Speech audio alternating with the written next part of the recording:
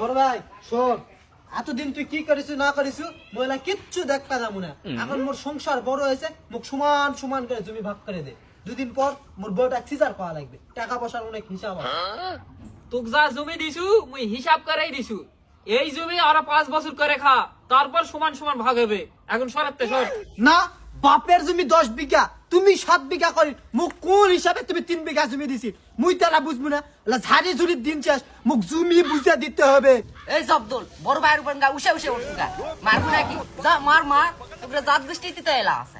এই যে ভাবি, তুমি তারা রং করে ফেলালিন, দুই ভাইয়ের মধ্যে কথা আছে, তুমি কে এটা ফের ফের করছে? তোমার ঘরের মতো না কাল লাগিনি, সাপে ঘরে জন্য তাহলে সংসার এত গন্ডগোল হয়। এ জব্দুলি, বড় ভাইয়ের সবেলা ভুলে গেছু। 2 লাখ টাকা খরচ করে তুই কিনেন কলেজে ভর্তি করে দিলু। তুই তো ভর্তি হলো না, হলো সব মেয়ারা ওঠে পরে কলেজের তো গুড্ডি উড়ে দিলু। টাকা কে দিছে রে? টাকা করতে আছে, সবেলা ভুলে গেল। আজকে বড় ভাই মারবাস আছো। এই মুরু করে ইনকা খালি মদ্দাঙ্গিরি দেখা পাস, ভাই ভাই বের কাছে গেলে কুত্তা বিলাই হয়ে যাস কা।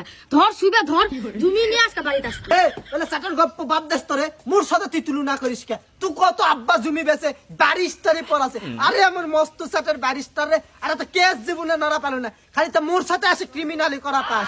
এ জব্দুলি, এক সরে তোর কান শাখা ফাটাবো। হে এই খালি সমান সমান জমির ভাগ চাস। আব্বার যে অসুখের সময় ঢাকার লেগেনু, আশাই লেগেনু, রংপুর লেগেনু, এলা টাকা কে দিছে রে? তুই দিছু? মই খরচ করছু, মই খরচ করছু। তুই এটা করিস এটা করিস, সব তো তুই করিস। বাপের নাম ভেঙ্গাইতে সারা জীবন সব খেলো, আর বাড়ির তাটা আনে থিসু বউ ইন্দুরের মতো সব ধন সম্পত্তি নিজের বাপের বাড়িতে না যায় পাহাড় করে থই। ওই বুড়া জাম, তোর ভাইলা কি কছে? তোর ভাই কিছু না করে আসে শুরুত করে সুসনি কুত্তার মতন এটা বসলু কা। খালি আত্মীর বেলায় মদ্দাঙ্গিরি দেখা পাস, আজকে খালি আত্মীর বেলা আসিস সব করে কাটি। এই ক্রিমিনাল, এই শত্রু, এই হারামখোর বাইতে পারারে বাইট ঢুকিস কা?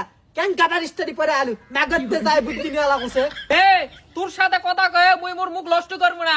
ভদ্রলোকের এক কথা, 5 বছর পর জমি সমান সমান ভাগ হবে। যা সরতে সর।